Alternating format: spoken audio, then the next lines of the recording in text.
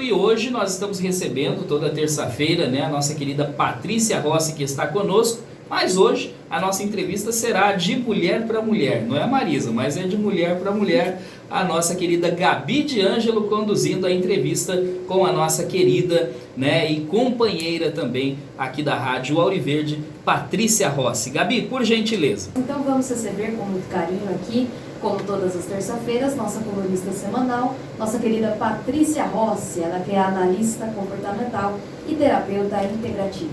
Pati, um prazer vê-la novamente. Nossa, que bacana, né? Cada vez mais surpreendente a situação aqui nessa rádio, cada vez melhor. Léo, gratidão, viu?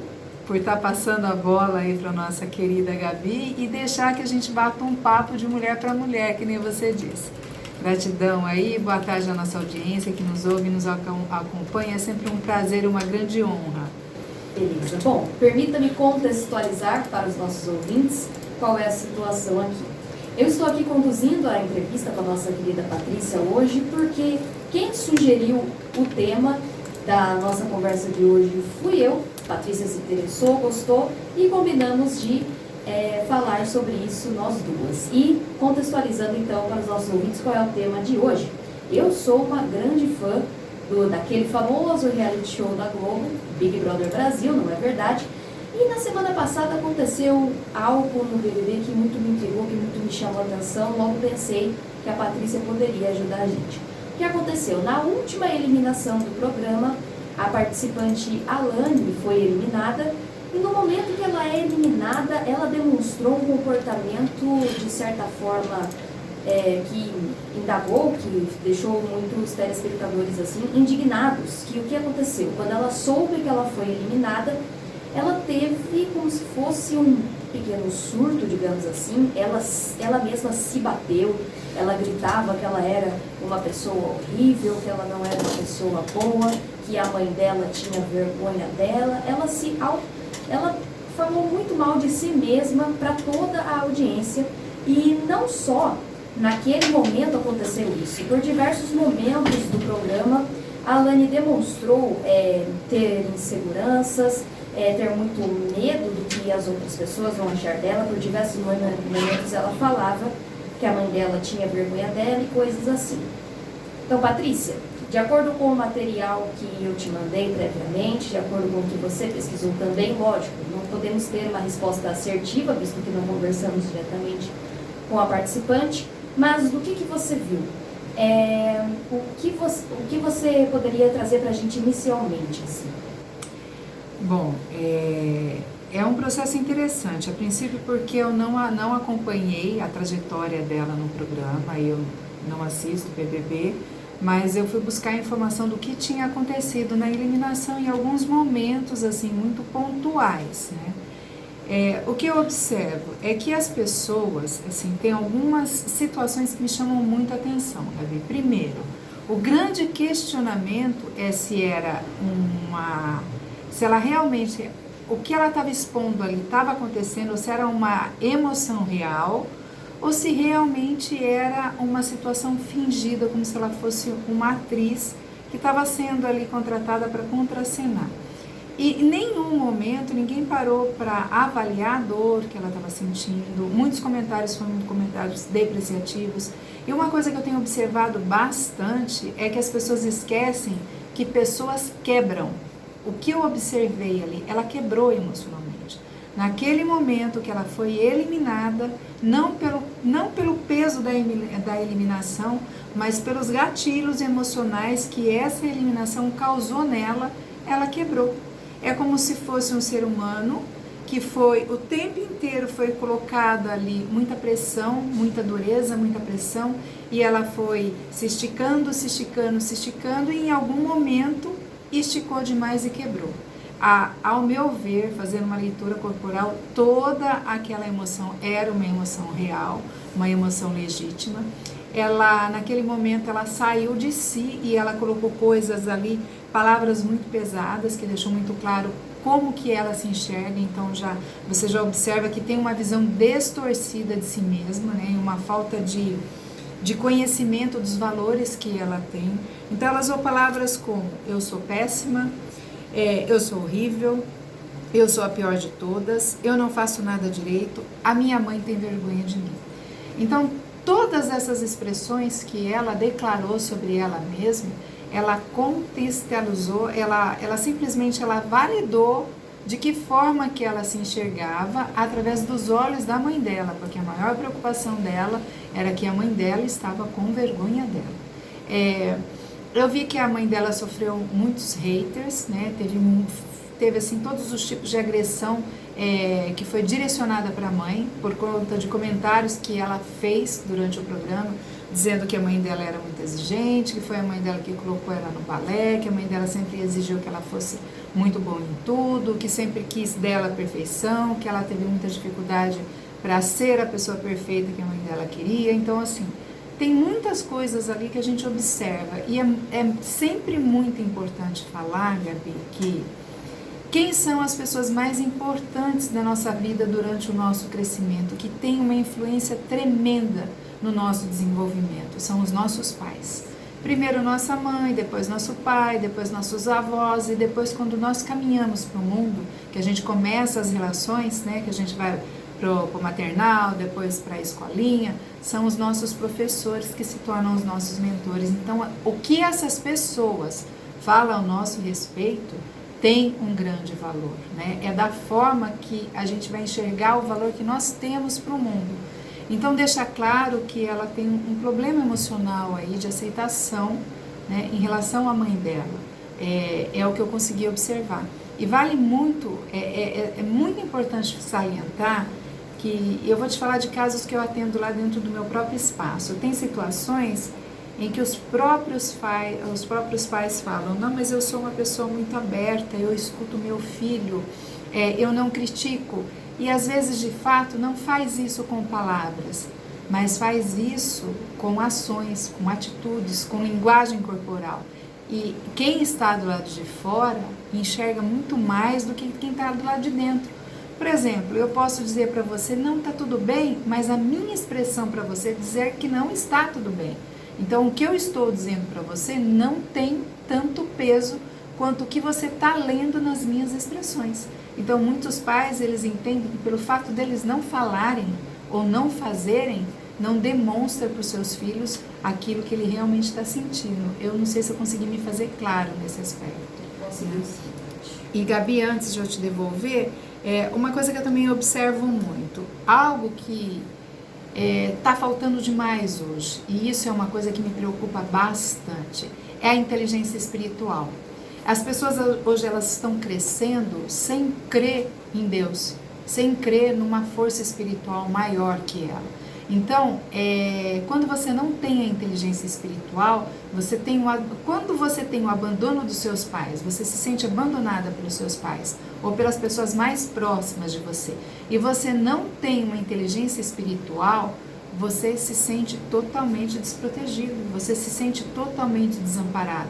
Agora, se você é uma pessoa que desenvolveu a sua inteligência espiritual, se você professa de uma fé, se você crê em Deus, se você tem uma ligação com Deus, esse abandono, ele não é tão corrosivo, tão destrutivo, porque você tem alguém, que é um ser superior, que é Deus, aonde você vai se sustentar. Agora, o que acontece? Não tem uma ligação espiritual, não existe uma inteligência espiritual.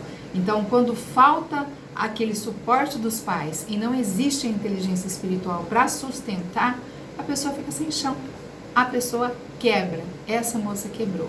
E aí ela se recompôs muito rapidamente, porque o que aconteceu?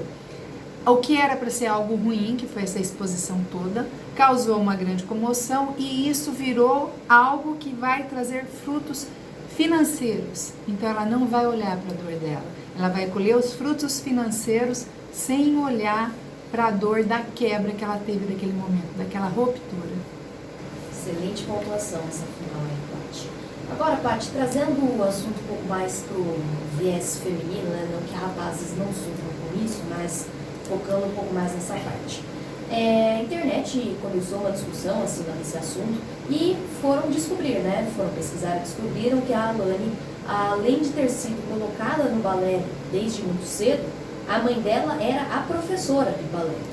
E começou-se uma discussão muito grande nas redes sociais, sobre como garotas que são colocadas muito cedo no mundo do balé, de danças, ou até mesmo em agência de modelos, por exemplo, elas crescem com esse mundo de competitividade, de uma garota querendo ser melhor do que a outra, ou até mesmo uma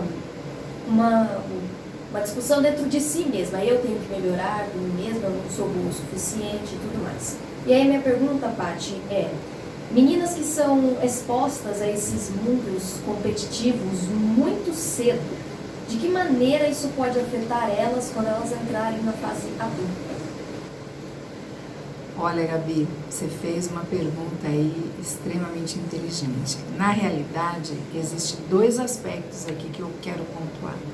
Primeiro é que quando você parte para uma disputa, você está sempre se comparando com o outro. E quando você se compara com o outro, você fatalmente vai se machucar o tempo inteiro.